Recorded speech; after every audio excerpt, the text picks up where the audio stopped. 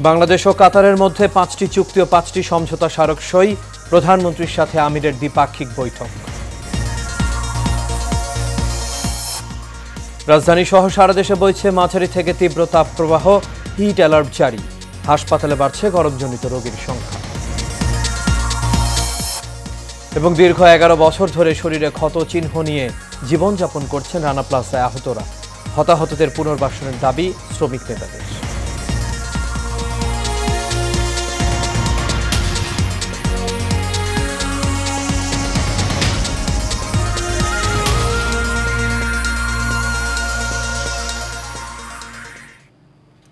সবাইকে স্বাগত এশিয়া নিউজে। দর্শক, পুরো সংবাদ জুড়ে আপনাদের সঙ্গে আছি আমি আনোয়ার রাজ। এতক্ষণ শুনছিলেন বিআরবি কেবল ইন্ডাস্ট্রিজ লিমিটেড সংবাদ শিরোনাম। এবার চলে যাচ্ছি পুরো খবরে। দ্বৈতকর পরিহার সহ বিভিন্ন ক্ষেত্রে সহযোগিতার বিষয়ে 5টি চুক্তি এবং 5টি সমঝোতা স্মারক সই করেছে বাংলাদেশ ও কাতার। দুপুরে প্রধানমন্ত্রীর কার্যালয়ের করবি হলে প্রধানমন্ত্রী শেখ হাসিনা ও কাতারের আমির Sheikh Tamim bin Hamad Al থানির উপস্থিতিতে এসব চুক্তি ও সমঝোতা স্মারক সই হয়। বিস্তারিত কাউসার আহমেদের রিপোর্টে।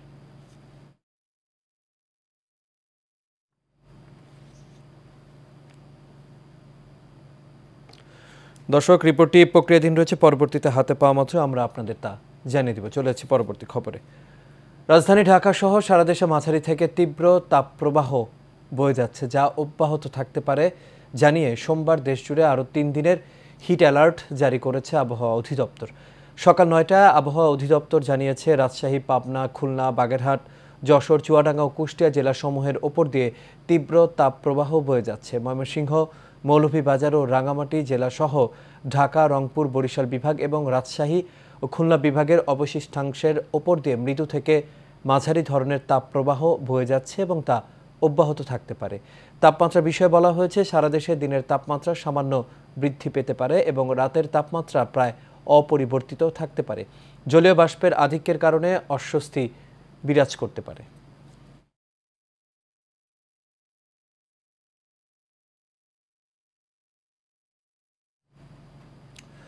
দর্শক, তাপপ্রবাহের আরও খবর জানাতে এই মুহূর্তে রংপুর থেকে সরাসরি যুক্ত হচ্ছেন সহকর্মী বাদশাহ ওসমানী। বাদশাহ, আশা করি আপনি আমাকে শুনতে পাচ্ছেন। বাদশাহ, রংপুরের তাপপ্রবাহ কতদিন চলতে পারে, এই বিষয়ে আবহাওয়া অফিস কি জানিয়েছে? আসলে কতদিন চলবে এই কথাটা যদি বলতে চাই না, কিন্তু শেষ হবে না। আবহাওয়া অফিস কিন্তু ওরা বলতে পারেনি যে কতদিন চলবে, তবে তাদের যে আইডিয়াতে, তাদের যে এখানে তারা আবহাওয়ার যে তথ্য দেন সেক্ষেত্রে বলছেন যে 3 দিনের কথা বলা হয়েছে, সেক্ষেত্রে আরও বাড়তে পারে। আজকে আমরা রংপুরের বিভিন্ন এলাকায় যে ঘুরে দেখেছি যে এই তাপমাত্রা বাড়ার কারণে কিন্তু খেটে খাওয়া সাধারণ মানুষ তারা কিন্তু খুবই বিপাকে পড়েছে, অতিষ্ঠ হয়েছে জনজীবন। আমরা দেখেছি খেটে খাওয়া মানুষ, বিশেষ করে যাদের দিন আনা দিন খাওয়া, তারা কিন্তু কষ্ট করে বাড়ির বাহিরে বের হচ্ছে। আর যাদের একটু অবস্থা ভালো তাদের কিন্তু তেমন কোনো কষ্ট নেই, তারা কিন্তু ঘরের ভিতরেই থাকতেন। আজকে যদিও 12টার সময় বলা হয়েছে যে রংপুর আঞ্চলিক আবহাওয়া অফিস থেকে যে এখানে 12টায় তারা যে তথ্যের কথা বলেছেন তাতে কিন্তু আমরা 34 বলেছেন এবং ওরা বলছেন যে আরও বাড়তে পারে এবং বিকেল 3টার পরেই যে ওরা ফাইনাল রিপোর্ট দিতেন সেখানে হয়তো বা গতকালকে যেমন 36.5 ছিল, আজকে আরও এটা বেড়ে যেতে পারে বলে তারা বলছেন। যদিও মাঝে সাথে একটু করে মেঘ দেখা যাচ্ছে তারা বলছেন, কিন্তু এখানে গরম কমানোর কোনো কিন্তু তারা আমাদেরকে তথ্য দিতে পারেননি। তারা বারবার বলছেন যে এখানে যেভাবে কিন্তু রোদের তাপ এবং রোদের ঝিলিক দেখে মনে হচ্ছে যে আগুনের একটু ফুলকি করছে, এভাবেই কিন্তু মনে হচ্ছে। আমরা খেটে খাওয়া মানুষের সাথে কথা বলে দেখেছি যে এখানে যেভাবেই এই গরমে আমরা কাজ করছি, সরকারের পক্ষ থেকে যদিও গরম নিবারণের কোনো ব্যবস্থা থাকে না, অন্যান্য দুর্যোগে যদি সরকার এগিয়ে আসার সুযোগ থাকে, এইটাই কিন্তু মহা একটি দুর্যোগ তারা বলছেন। যেখানে কিন্তু এই খেটে খাওয়া মানুষ তারা একদিন খেতে না পারলে তারা চলতে পারে না, তারা কিন্তু এই গরমকে উপেক্ষা করে তারা দেখছি যে আমরা হাঁসফাঁস করছেন, তারা বারবার তারা গাম হচ্ছেন, তারা ভিজে গামছা দিয়ে মুখ মুছে তারা একটু ঠান্ডা থাকার চেষ্টা করছেন। সব মিলিয়ে কিন্তু আমরা দেখেছি যে এই রংপুর অঞ্চলে, বিশেষ করে রংপুর বিভাগের 8 জেলার 58 উপজেলায় যদিও এখানে হিটস্ট্রোকে মৃত্যুর সংখ্যা যদিও এখনও তেমনটা বাড়েনি, কিন্তু হাসপাতালগুলিতে এই নানা রোগের কিন্তু আক্রান্ত হচ্ছে এই গরমের কারণে, এমনটি এখানকার স্বাস্থ্য বিভাগের পক্ষ থেকে আমাদেরকে জানানো হয়েছে। বিভাগ অফিস থেকেও বলা হয়েছে যে একটু সতর্কতার সাথে মানুষকে চলতে বলা হয়েছে। কিন্তু যেভাবে আবহাওয়া বাড়ছে, এই গরমের তারতম্য যদিও অন্যান্য এলাকার চেয়ে রংপুরে একটু কম, তারপরে কিন্তু যত গরম আমরা কিন্তু মিটারের হিসেবে চলছে না। মানুষ বলছে যে এই গরম এভাবে বাড়তেই থাকলে সাধারণ মানুষ আরও বিপাকে পড়বে। রাজ, জি বাদশাহ, আপনাকে অসংখ্য ধন্যবাদ দর্শক। আমাদের সাথে রংপুর থেকে যুক্ত হয়েছিলেন সহকর্মী বাদশাহ ওসমানী। চলে যাচ্ছি পরবর্তী খবরে। সারা দেশের মতোই তীব্র তাপপ্রবাহে পড়ছে কুষ্টিয়া। এতে চরম বেকায়দায় পড়েছেন এই অঞ্চলের নিম্নয়ের খেটে খাওয়া মানুষ। বেড়েছে ডায়রিয়া, নিউমোনিয়া সহ গরমজনিত রোগের প্রকোপ। এতে ধারণ ক্ষমতার কয়েক গুণ বেশি রোগীকে চিকিৎসা দিতে হচ্ছে হাসপাতালগুলোকে। স্টাফ রিপোর্টার হাসিবুর রহমান রিজুর তথ্য ছবিতে আরও জানাচ্ছেন আরবি ইসলাম হিমু। তীব্র তাপপ্রবাহে প্রায় 40 ডিগ্রি সেলসিয়াসের ঘর স্পর্শ করেছে কুষ্টিয়ার তাপমাত্রা। তীব্র গরম থেকে বাঁচতে অনেকেই বের হচ্ছেন না ঘর থেকে। যারা অতি প্রয়োজনে ঘর থেকে বের হচ্ছেন তারা রাস্তার পাশের পানীয় দিয়ে নিজেদের তৃষ্ণা মেটাচ্ছেন। যে পরিমাণে গরম পড়ছে রাস্তায় মানুষ তো বাড়াতে পারছে না। আমিও একজন গরিব মানুষ, পেটের দায়ে রাস্তায় বাড়াইছি। এত পরিমাণে গরম পড়ছে, গরমে মনে করেন যে রাস্তাঘাট আগুন হয়ে গেছে। এদিকে গরমের প্রভাবে বেড়েছে ডায়রিয়া, নিউমোনিয়া সহ গরমজনিত রোগ। কুষ্টিয়া জেনারেল হাসপাতালে 250 শয্যার বিপরীতে সেবা নিচ্ছেন কয়েক গুণ বেশি রোগী। ফলে হিমশিম খেতে হচ্ছে হাসপাতাল কর্তৃপক্ষকে। যদিও এই অধিক সংখ্যক রোগীদেরকে আমাদের চিকিৎসা দিতে হিমশিম খেতে হয়, কিন্তু তারপরেও একটি ভালো লক্ষণ যে অভিভাবকরা সচেতন হচ্ছেন এবং অসুস্থ হলেই তারা চিকিৎসার জন্য হাসপাতালে আসছেন। এদিকে চিকিৎসা নিচ্ছেন অনেক রোগী। অতিরিক্ত এই গরমে বাচ্চারা তো অসুস্থ হয়ে যাচ্ছে। গরমের থেকে আমার নাতি ছেলে ধরে খুবই তো অসুস্থ, মানে ডায়রিয়া হয়ে গেছিল। এই হাসপাতালটির শিশু ওয়ার্ডে 21 বেডের বিপরীতে ভর্তি রয়েছেন 220 জন শিশু। আর 12 বেডের ডায়রিয়া ওয়ার্ডের বিপরীতেও ভর্তি রয়েছেন 60 জন। আরবি ইসলাম হিমু, এশিয়ান টেলিভিশন। দর্শক, কুষ্টিয়া থেকে এই মুহূর্তে আমাদের সঙ্গে যুক্ত হচ্ছেন সহকর্মী হাসিবুর রহমান রিজু। আশা করি আপনি শুনতে পাচ্ছেন। রিজু, কুষ্টিয়া হাসপাতালে গরমজনিত রোগীর যে ভর্তি হয়েছেন, ভর্তি বাড়ার পর কি পদক্ষেপ নিয়েছে কর্তৃপক্ষ, জানাবেন আমাদের। রাজ, আমি আপনাকে জানিয়ে রাখি যে আসলে সারা দেশের ন্যায় কুষ্টিয়াতেও কিন্তু তীব্র এই তাপদাহে পুড়ছে কুষ্টিয়ার মানুষ। বিশেষ করে শিশু যারা রয়েছেন, শিশু এবং বয়স্ক যারা রয়েছেন, তারা এই যে তীব্র গরমজনিত যে রোগগুলো রয়েছে সেই রোগে আক্রান্ত হয়ে হাসপাতালে ভর্তি হচ্ছেন। আমরা দেখেছি যে হাসপাতালে আসলে যে শিশু ওয়ার্ডে যে রোগীর যে ধারণ ক্ষমতা তার চাইতে প্রায় 5 গুণ শিশুরা কিন্তু সেখানে ভর্তি হয়েছেন।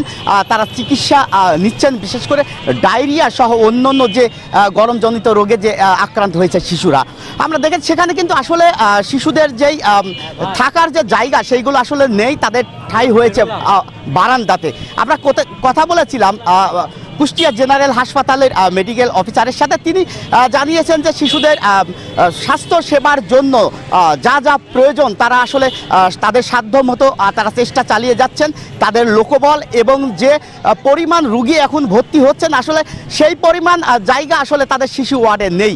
আমরা দেখেছি শিশুদের পাশাপাশি যে বয়স্ক মানুষগুলো রয়েছেন তারাও কিন্তু এই তীব্র গরমে তারা আক্রান্ত হয়ে কিন্তু তারা হাসপাতালে ভর্তি হচ্ছেন। রাজ, আমি আপনাকে একটু জানিয়ে রাখি যে আসলে এই তীব্র গরমের কারণে বিশেষ করে যারা দিনমজুরি, যারা প্রতিদিন কর্ম করে যাদের জীবন চালাতে হয়, এই মানুষগুলো কিন্তু আসলে ঘরে থাকতে পাচ্ছেন না, তাদেরকে বের হয়ে আসতে হচ্ছেন।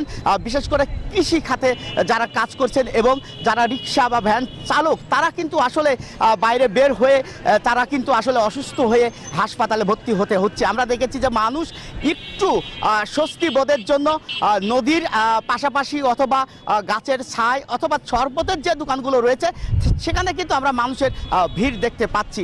আমি আপনাকে একটু জানিয়ে রাখি যে আসলে এই তীব্র গরম এবং দীর্ঘদিন কোনো বৃষ্টি দেখা না পাওয়ার কারণে কিন্তু আমাদের পাশে যে গড়াই নদী রয়েছে সেটি কিন্তু শুকিয়ে একেবারে মরুভূমি হয়ে গেছে এবং কুষ্টিয়া শহর সহ আশপাশের যে উপজেলাগুলো রয়েছে সেখানে কিন্তু আসলে টিউবওয়েলের পানি আসলে পাওয়া যাচ্ছে না।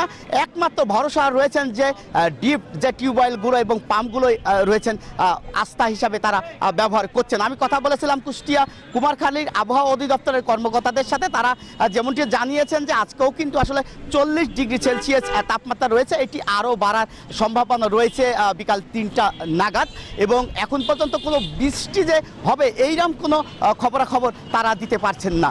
রাজ, এই ছিল কুষ্টিয়া থেকে আমার কাছে সর্বশেষ। আপনাকে অসংখ্য ধন্যবাদ। দর্শক, কুষ্টিয়া থেকে আমাদের সঙ্গে যুক্ত হচ্ছে সহকর্মী হাসিবুর রহমান রিজু। চলে যাচ্ছি পরবর্তী খবরে।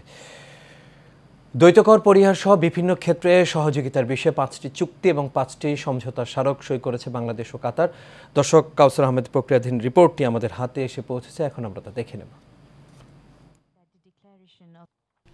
বাংলাদেশ ও কাতারের মধ্যে পারস্পরিক বিনিয়োগ ও উন্নয়ন ও সুরক্ষা সংক্রান্ত চুক্তি, দ্বৈতকর পরিহার ও কর ফাঁকি, আইনগত বিষয়ে সহযোগিতা, সাগরপথে পরিবহন সংক্রান্ত চুক্তি এবং দুদেশের ব্যবসা সংগঠনের মধ্যে যৌথ ব্যবসা পরিষদ গঠন সংক্রান্ত 5 চুক্তি স্বাক্ষর করেন প্রধানমন্ত্রী শেখ হাসিনা ও কাতারের আমির Sheikh Tamim bin Hamad Al Thani.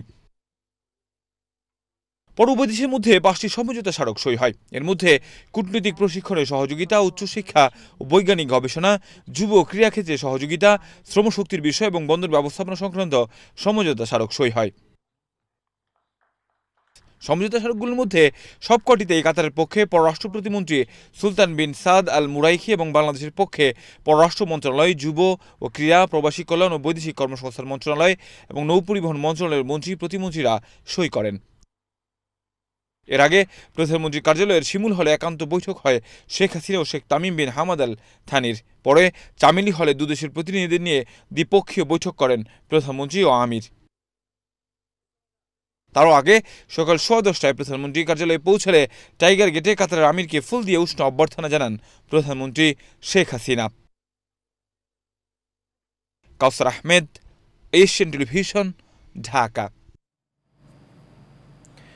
Rana Plaza ট্র্যাজেডির 11 বছর কাল, সেই দিনের বিভীষিকাময় স্মৃতি আজও তাড়া করে বেড়ায় বেঁচে থাকা শত শত শ্রমিককে। এসব শ্রমিক শরীরের ক্ষত আর অভাবের সাথে বসবাস করছেন দীর্ঘ সময় ধরে। দেশের ইতিহাসে সবচেয়ে বড় দুর্ঘটনায় আহত শ্রমিকদের পুনর্বাসনের দাবি শ্রমিক নেতাদের। বিস্তারিত দেয়ান ইমনের রিপোর্টে। মানুষের মতো মানুষ করবো আমার সন্তানের, আর এই চিন্তা করলেই আমি ওই রাক্ষসী রানা প্লাজায় আমি গেছি। আর ওই শিলা বেগম 2 বছরে কন্যা সন্তানকে রেখে স্বামী মারা যাওয়ার পর দুবেলা দুমুঠো খেয়ে পড়ে একটু ভালো থাকার আশায় বরিশাল থেকে সাভারে এসে চাকরি নিয়েছিলেন রানা প্লাজা ভবনের 6 তলায় ইথাটেক্স লিমিটেড কারখানায়। গার্মেন্টসে চাকরি করে উপার্জিত অর্থ দিয়ে সন্তানকে নিয়ে ভালো থাকার যে স্বপ্ন দেখেছিলেন শিলা বেগম, 2013 সালের 24 এপ্রিল সেই স্বপ্ন পরিণত হয় দুঃস্বপ্নে। দীর্ঘ 11টি বছর ধরে অসহ্য যন্ত্রণা বয়ে বেড়ানো শিলা বেগমের পেটে নতুন করে ধরা পড়েছে টিউমার। আমার এই অসুস্থ শরীরে আমার অনেক কষ্ট হয়, এই ক্যান্সার মধ্যে আমি আর থাকতে পারতেছি না। আমি চাই সুস্থ এই ক্যান্সার মধ্যে বাইরেতে। আমার এই দেহটার মধ্যে 8টা টিউমার, কিন্তু এর যে কত যন্ত্রণা একমাত্র আমি জানি। রানা প্লাজার দুর্ঘটনায় আহত আরেক শ্রমিক নীলুফা বেগম কাজ করতেন রানা প্লাজা ভবনের 5 তলায়। দুর্ঘটনার পর কিছু ক্ষতিপূরণ পেলেও বর্তমানে চিকিৎসার ব্যয় বহন করতে গিয়ে ঋণে জর্জরিত হয়ে মানবেতর জীবনযাপন করছেন তিনি। শুধু শিলা কিংবা নীলুফা বেগমই নয়, মানবেতর জীবনযাপন করা রানা প্লাজার দুর্ঘটনায় আহত অন্য শ্রমিকেরা নিজেদের অসহায়ত্বের বর্ণনা দিয়ে বলছেন, বেঁচে ফেরা জীবনটাই যেন সবচাইতে বড় অভিশাপ তাদের। যখন ইনকাম করছে সবার কাছে এই জন্য ওই সময়টা কোনো মরে গেল সবচেয়ে ভালো হতো। এই দুঃখে আমাকে দেয়া একটা দিন দেয় মানে একটা বছর আমরা কি খাই কি পড়ি না পড়ি, আমাদের কিন্তু পঙ্গু জীবন তখন করতেছি আমরা অনেকদিনই। যারা এই 9 তলা ভুবন তলা পড়ছে তাদের না কিছু ক্ষতি হয়েছে, না কেউ দেখা যায় কেউ দেখা যায় না। কেউ বুকের সমস্যা, কেউ মাথায় সমস্যা, কেউ পায়ের সমস্যা, কেউ হাত নাই, কেউ পাও নাই, কিন্তু আজ পর্যন্ত কেউ খোঁজ খবর না। ওই যে বছরে 24 এপ্রিল আসে তার 2-4 দিন আমাকে বুই কুমড়ো ঝাঁকি দেয়, 2-4 জন মিডিয়ারা আসে, কিছু মিডিয়ারা খোঁজ খবর নেয়। কোনো নেতা কন, কোনো সাভারে এমপি মন্ত্রী কন, কিন্তু রানা প্লাজার কোনো খোঁজ খবর নেয় নাই। রানা প্লাজা দুর্ঘটনার 11 বছরে এসেও আহত শ্রমিকদের ক্ষতিপূরণ, চিকিৎসা ও পুনর্বাসনের দাবি করছেন বিভিন্ন শ্রমিক সংগঠনের নেতৃবৃন্দ। এই শ্রমিকদের নিয়ে যতদিন পর্যন্ত এটার একটা শুরু হয়, একটা ফয়সালা না হয়, আমরা আন্দোলন সংগ্রাম করে যাব এবং তাদের জন্য সুব্যবস্থা, স্থায়ী বাসস্থান এবং সুচিকিৎসা যেন সরকার করে এই দাবিটাই আমরা করে যাচ্ছি। 2013 সালের 24শে এপ্রিল সাভারের রানা প্লাজা ভবন ধসে 1175 জন শ্রমিক নিহত হয়। এ সময় আহত হয় 2000-এরও বেশি মানুষ, যা বিশ্বের ইতিহাসে তৃতীয় বৃহত্তম শিল্প দুর্ঘটনা হিসেবে বিবেচিত হয়েছে। দেওয়ান ইমন, এশিয়ান টেলিভিশন, সাভার। এই পর্যায়ে থাকছে সারা বাংলার খবর।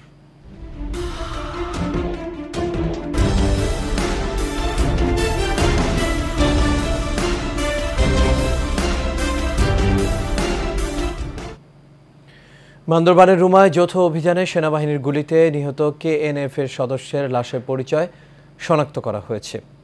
পরে তার মরদেহ ময়নাতদন্তের জন্য বান্দরবান সদর হাসপাতালে আনা হয়েছে। বান্দরবান সদর হাসপাতালে ময়নাতদন্ত শেষে পরিবার ও বম অ্যাসোসিয়েশনের কমিটির কাছে মরদেহ হস্তান্তর করা হবে বলে জানিয়েছে পুলিশ। আইএসপিআর সূত্রে জানা যায়, সোমবার বিকেলে রুমা উপজেলার দুর্গম মুনলাইপাড়া এলাকায় যৌথ অভিযানের সময় সেনাবাহিনীর গুলিতে কুকিচি ন্যাশনাল ফ্রন্ট কেএনএফ-এর সশস্ত্র সন্ত্রাসী লালরেম রোয়াত বম নিহত হয়। এ সময় তার কাছ থেকে অস্ত্র, গোলাবারুদ ও অন্যান্য সরঞ্জাম উদ্ধার করা হয়। এই পর্যায়ে থাকছে এইচএম স্টিল চট্টগ্রাম সংবাদ।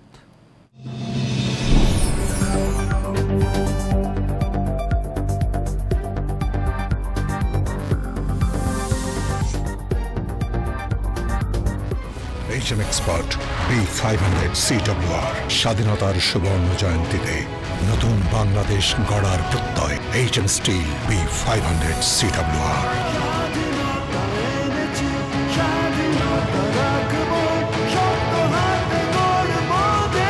HM Steel। চট্টগ্রামের কাপ্তাই সড়কে বাসের ধাক্কায় চট্টগ্রাম প্রকৌশল ও প্রযুক্তি বিশ্ববিদ্যালয়ের 2 শিক্ষার্থী নিহত হয়েছেন। এই ঘটনায় আহত হয়েছেন আরও এক ছাত্র। 3 ছাত্র মোটরসাইকেল আরোহী ছিলেন। গতকাল বিকেলে চট্টগ্রাম কাপ্তাই সড়কের সেলিনা কাদের চৌধুরী কলেজ এলাকায় এই দুর্ঘটনা ঘটে। দুর্ঘটনায় নিহতরা হলেন শান্ত সাহা ও তৌফিক হোসেন। রাঙ্গুনিয়া থানার ওসি চন্দন কুমার চক্রবর্তী বলেন, কাপ্তাই সড়কের পোমরা ইউনিয়নের কাপ্তাই সড়কের সেলিনা কাদের চৌধুরী কলেজ সংলগ্ন এলাকায় এই দুর্ঘটনা ঘটে। এই সময় 3 ছাত্র মোটরসাইকেল আরোহী ছিলেন। তারা রাঙ্গুনিয়া থেকে চুয়েট ক্যাম্পাসের দিকে যাচ্ছিলেন। অপরদিকে চট্টগ্রাম শহর থেকে যাত্রী নিয়ে একটি বাস রাঙ্গুনিয়ার চন্দ্রঘোনা যাচ্ছিল। এতে বাসের ধাক্কায় মোটরসাইকেলের 3 আরোহী আহত হন। পরে 2 ছাত্র মারা যান। আর এর সাথে শেষ করবে এশিয়ান নিউজ। তবে যাবার আগে বিআরবি কেবল ইন্ডাস্ট্রিজ লিমিটেড সংবাদ শিরোনামগুলো দেখে নেবে দর্শক আরও একবার।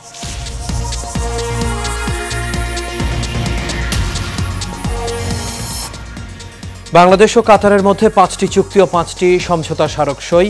প্রধানমন্ত্রীর সাথে আমিরের দ্বিপাক্ষিক বৈঠক। রাজধানী সহ সারা দেশে বইছে মাঝারি থেকে তীব্র তাপপ্রবাহ। হিট অ্যালার্ট জারি। হাসপাতালে বাড়ছে গরমজনিত রোগীর সংখ্যা। এবং দীর্ঘ 11 বছর ধরে শরীরে ক্ষত চিহ্ন নিয়ে জীবনযাপন করছে রানা প্লাজা আহতরা। হতাহতদের পুনর্বাসনের দাবি শ্রমিক নেতাদের। দর্শক, এই ছিল আমাদের এখনকার আয়োজন। আমাদের পরবর্তী সংবাদ দেখার আমন্ত্রণ রইল। এখন সাথে থাকার জন্য সবাইকে